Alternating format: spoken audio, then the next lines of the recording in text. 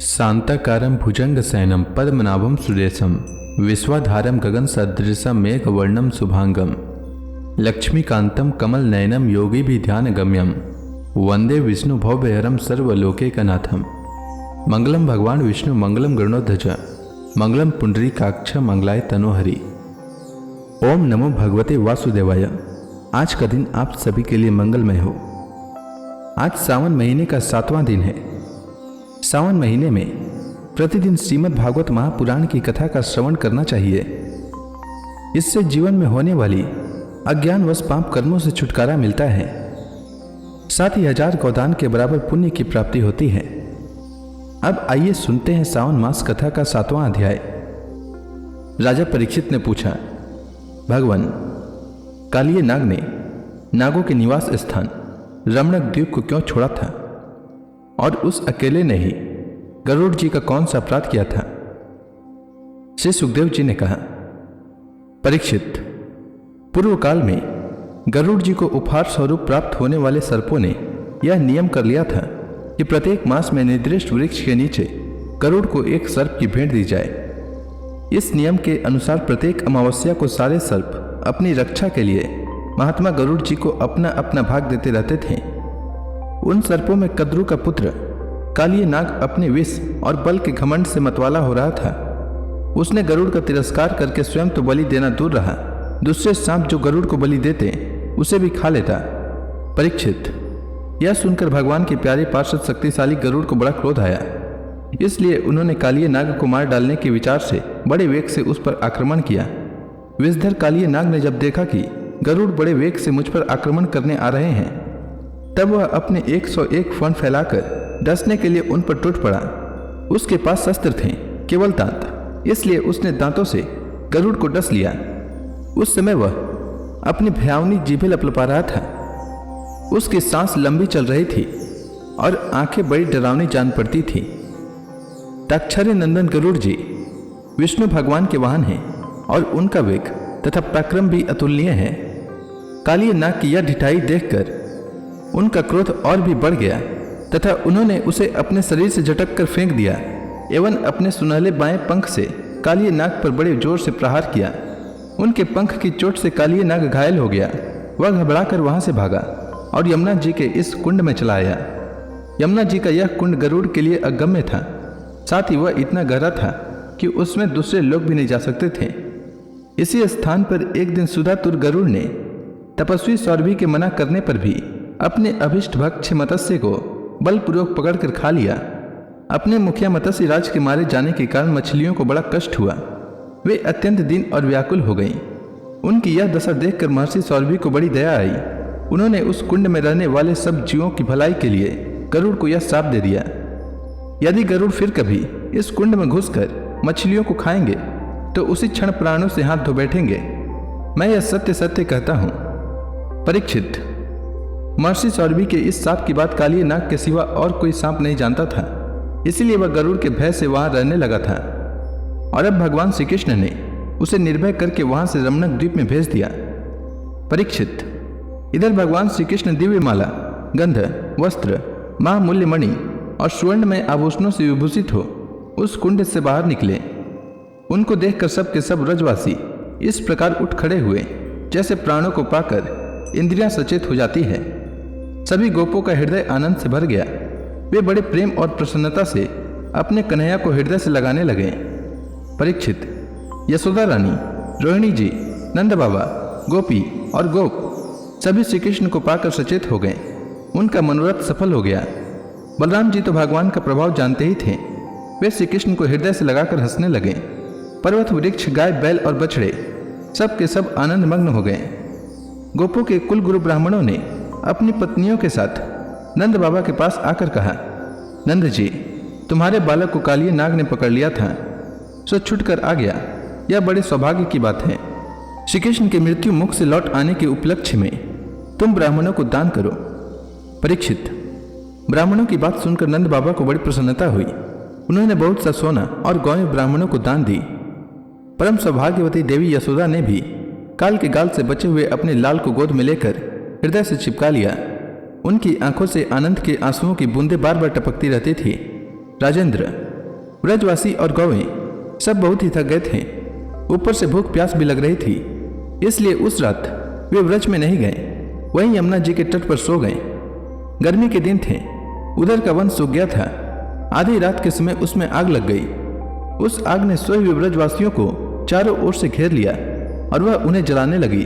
आग की आंच लगने पर ब्रजवासी घबराकर उठ खड़े हुए और लीला मनुष्य भगवान श्री कृष्ण की शरण में गए। उन्होंने कहा, प्यारे श्री कृष्ण, श्याम सुंदर, महाभाग्यवान बलराम, तुम दोनों का बल विक्रम अनंत है। देखो देखो, यह भयंकर आग तुम्हारे सगे संबंधी हम स्वजनों को जलाना ही चाहती है। तुम में सब सामर्थ्य है, हम तुम्हारे सुहृद हैं, इसलिए इस प्रलय की अपार आग से हमें बचाओ। प्रभु, हम मृत्यु से नहीं डरते, परंतु तुम्हारे अकुतोभय चरण कमल छोड़ने में हम असमर्थ हैं। भगवान अनंत हैं, वे अनंत शक्तियों को धारण करते हैं। उन जगदीश्वर भगवान श्री कृष्ण ने जब देखा कि मेरे स्वजन इस प्रकार व्याकुल हो रहे हैं, तब वे उस भयंकर आग को पी गए। परीक्षित, अब आनंदित स्वजन संबंधियों से घिरे हुए एवं उनके मुख से अपनी कीर्ति का गान सुनते हुए श्री कृष्ण ने गोकुल मंडित गोष्ठ में प्रवेश किया। इस प्रकार अपनी योग माया से ग्वाल का सवेश बनाकर राम और श्याम व्रज में क्रीड़ा कर रहे थे। उन दिनों ग्रीष्म ऋतु थी। यह शरीरधारियों को बहुत प्रिय नहीं है, परंतु वृंदावन के स्वाभाविक गुणों से वहां वसंत की ही छटा छिटक रही थी। इसका कारण था वृंदावन में परम मधुर भगवान श्याम सुंदर श्री कृष्ण और बलराम जी निवास जो करते थे। झिंगुरों की तीखी झनकार झरनों के मधुर झज्जर में छिप गई थी। उन झरनों से सदा सर्वदा बहुत ठंडी जल की फुइयां उड़ा करती थी, जिनसे वहां के वृक्षों की हरियाली देखते ही बनती थी। जिधर देखिए हरी हरी धूप से पृथ्वी हरी हरी हो रही है। नदी, सरोवर और झरनों की लहरों का स्पर्श करके जो वायु चलती थी, उसमें लाल, पीले, नीले, तुरंत के खिले हुए, देर के खिले हुए, कलहार, उत्पल आदि अनेकों प्रकार के कमलों का पराग मिला हुआ होता था। इस शीतल मंद और सुगंध वायु के कारण वनवासियों को गर्मी का किसी प्रकार का क्लेश नहीं सहना पड़ता था। न दावाग्नि का ताप लगता था और न तो सूर्य का घाम ही। नदियों में आगाध जल भरा हुआ था। बड़ी बड़ी लहरें उनके तटों को चूम जाया करती थी। वे उनके पुलिनों से टकराती और उन्हें स्वच्छ बना जाती। उनके कारण आसपास की भूमि गीली बनी रहती और सूर्य की अत्यंत उग्र तथा तीखी किरणें भी वहां की पृथ्वी और हरी भरी घास को नहीं सुखा सकती थी। चारों ओर हरियाली छा रही थी। उस वन में वृक्षों की पात फूलों से लद रही थी। जहां देखिए वहीं से सुंदरता फूटी पड़ती थी। कहीं रंग बिरंगे पक्षी चहक रहे हैं, तो कहीं तरह तरह के हरिण चौकड़ी भर रहे हैं। कहीं मोर कूक रहे हैं, तो कहीं भौरी गुंजार कर रहे हैं। कहीं कोयले कुहक रही है, तो कहीं सारस अलग ही अपना अलाप छड़े हुए है। ऐसा सुंदर वन देखकर श्याम सुंदर श्री कृष्ण और गौर सुंदर बलराम जी ने उसमें विहार करने की इच्छा की। आगे आगे गौएं चली, पीछे पीछे ग्वाल बाल और बीच में अपने बड़े भाई के साथ बांसुरी बजाते हुए श्री कृष्ण। राम, श्याम और ग्वाल बालों ने नव पलों, मोर पंख के गुच्छों, सुंदर सुंदर पुष्पों के हारों और गेरू आदि रंगीन धातुओं से अपने को भांति भांति से सजा लिया। फिर कोई आनंद में मग्न होकर नाचने लगा, तो कोई ताल ठोक कर कुश्ती लड़ने लगा और किसी किसी ने राग अलापना शुरू कर दिया। जिस समय श्री कृष्ण नाचने लगते, उस समय कुछ ग्वाल बाल गाने लगते और कुछ बांसुरी तथा सिंग बजाने लगते। कुछ हथेली से ही ताल देते, तो कुछ वाह वाह करने लगते। परीक्षित, उस समय नट जैसे अपने नायक की प्रशंसा करते हैं, वैसे ही देवता लोग ग्वाल बालों का रूप धारण करके वहां आते और गोप जाति में जन्म लेकर छिपे हुए बलराम और श्री कृष्ण की स्तुति करने लगते हैं। घुंघराली अलकों वाले श्याम और बलराम कभी एक दूसरे का हाथ पकड़कर कुम्हार के चाक की तरह चक्कर काटते घुमरी परेता खेलते, कभी एक दूसरे से अधिक फांद जाने की इच्छा से कूदते, कभी कहीं होड़ लगाकर ढेले फेंकते, तो कभी ताल ठोक ठोक कर रस्सा कसी करते एक दल दूसरे दल के विपरीत रस्सी पकड़कर खींचता, और कभी कहीं एक दूसरे से कुश्ती लड़ते लड़ाते। इस प्रकार तरह तरह के खेल खेलते। कहीं कहीं जब दूसरे ग्वाल बाल नाचने लगते तो श्री कृष्ण और बलराम जी गाते या बांसुरी सिंग आदि बजाते। और महाराज, कभी कभी वे वाह वाह कहकर उनकी प्रशंसा भी करने लगते। कभी एक दूसरे पर बेल, जायफल और आंवले के फल हाथ में लेकर फेंकते। कभी एक दूसरे की आंख बंद करके छिप जाते और वह पीछे से ढूंढता। इस प्रकार आंख मिचौनी खेलते। कभी एक दूसरे को छूने के लिए बहुत दूर दूर तक दौड़ते रहते और कभी पशु पक्षियों की चेष्टाओं का अनुकरण करते। कई मेढकों की तरह फुरक फुरक कर चलते तो कभी मुंह बना बनाकर एक दूसरे की हंसी उड़ाते। कहीं रस्सियों से वृक्षों पर झूला डालकर झूलते तो कभी दो बालकों को खड़ा कराकर उनकी बाहों के बल पर ही लटकने लगते। कभी किसी राजा की नकल करने लगते। इस प्रकार राम और श्याम वृंदावन की नदी, पर्वत, घाटी, कुंज, वन और सरोवरों में वे सभी खेल खेलते जो साधारण बच्चे संसार में खेला करते हैं। एक दिन जब बलराम और श्री कृष्ण ग्वाल बालों के साथ उस वन में गौवें चरा रहे थे, तब ग्वाल के वेश में प्रलंब नामक एक असुर आया। उसकी इच्छा थी कि मैं श्री कृष्ण और बलराम को हर ले जाऊं। भगवान श्री कृष्ण सर्वज्ञ हैं, वे उसे देखते ही पहचान गए। फिर भी उन्होंने उसका मित्रता का प्रस्ताव स्वीकार कर लिया। वे मन ही मन यह सोच रहे थे कि किस युक्ति से इसका वध करना चाहिए। ग्वाल बालों में सबसे बड़े खिलाड़ी खेलों के आचार्य श्री कृष्ण ही थे। उन्होंने सब ग्वाल बालों को बुलाकर कहा, मेरे प्यारे मित्रों, आज हम लोग अपने को उचित रीति से दो दलों में बांट लें और फिर आनंद से खेलें। उस खेल में ग्वाल बालों ने बलराम और श्री कृष्ण को नायक बनाया। कुछ श्री कृष्ण के साथी बन गए और कुछ बलराम के।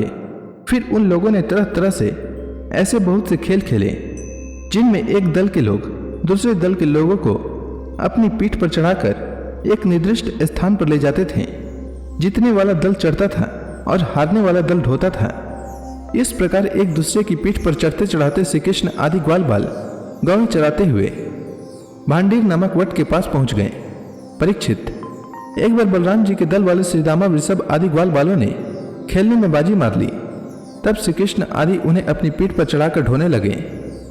हारे हुए श्री कृष्ण ने श्रीदामा को अपनी पीठ पर चढ़ाया, भद्रसेन ने वृषभ को और प्रलंब ने बलराम जी को। दानव पुंग और प्रलंब ने देखा कि श्री कृष्ण तो बड़े बलवान हैं, उन्हें मैं नहीं हरा सकूंगा। अतः वह उन्हीं के पक्ष में हो गया और बलराम जी को लेकर फुर्ती से भाग चला और पीठ पर से उतारने के लिए जो स्थान नियत था उससे आगे निकल गया। बलराम जी बड़े भारी पर्वत के समान बोझ वाले थे। उनको लेकर प्रलंबासुर दूर तक न जा सका। उसकी चाल रुक गई। तब उसने अपना स्वाभाविक दैत्य रूप धारण कर लिया। उसके काले शरीर पर सोने के गहने चमक रहे थे और गौर सुंदर बलराम जी को धारण करने के कारण उसकी ऐसी शोभा हो रही थी मानो बिजली से युक्त काला बादल चंद्रमा को धारण किए हुए हो। उसकी आंखें आग की तरह धड़क रही थी और दाढ़ें भौं तक पहुंची हुई बड़ी डरावनी थी। उसके लाल लाल बाल इस तरह बिखर रहे थे मानो आग की लपटें उठ रही हो। उसके हाथ और पांवों में कड़े, सिर पर मुकुट और कानों में कुंडल थे। उनकी कांति से वह बड़ा अद्भुत लग रहा था। उस भयानक दैत्य को बड़े वेग से आकाश में जाते देख पहले तो बलराम जी कुछ घबरा से गए, परंतु दूसरे ही क्षण अपने स्वरूप की याद आते ही उनका भय जाता रहा। बलराम जी ने देखा कि जैसे चोर किसी का धन चुरा कर ले जाए, वैसे ही यह शत्रु मुझे चुरा कर आकाश मार्ग से लिए जा रहा है। उस समय जैसे इंद्र ने पर्वतों पर वज्र चलाया था, वैसे ही उन्होंने क्रोध करके उसके सिर पर एक घूंसा कसकर जमाया। घूंसा लगना था कि उसका सिर चूर चूर हो गया। वह मुंह से खून उगलने लगा, चेतना जाती रही और बड़ा भयंकर शब्द करता हुआ इंद्र के द्वारा वज्र से मारे हुए पर्वत के समान वह उसी समय प्राणहीन होकर पृथ्वी पर गिर पड़ा। बलराम जी परम बलशाली थे। जब ग्वाल बालों ने देखा कि उन्होंने प्रलंबासुर को मार डाला, तब उनके आश्चर्य की सीमा न रही। वे बार बार वाह वाह करने लगे। ग्वाल बालों का चित्त प्रेम से विवल हो गया। वे उनके लिए शुभ कामनाओं की वर्षा करने लगे और मानो मरकर लौट आए हों इस भाव से आलिंगन करके प्रशंसा करने लगे। वस्तुतः बलराम जी इसके योग्य ही थे। प्रलंबासुर मूर्तिमान पाप था। उसकी मृत्यु से देवताओं को बड़ा सुख मिला। वे बलराम जी पर फूल बरसाने लगे और बहुत अच्छा किया, इस प्रकार कहकर उसकी प्रशंसा करने लगे। इसके आगे की कथा मैं कल के अध्याय में सुनाऊंगा। तब तक के लिए भगवान हरि का नाम लेते रहें। तो प्रेम से बोलिए भगवान विष्णु की जय, श्री कृष्ण भगवान की जय, समस्त देवी देवताओं की जय।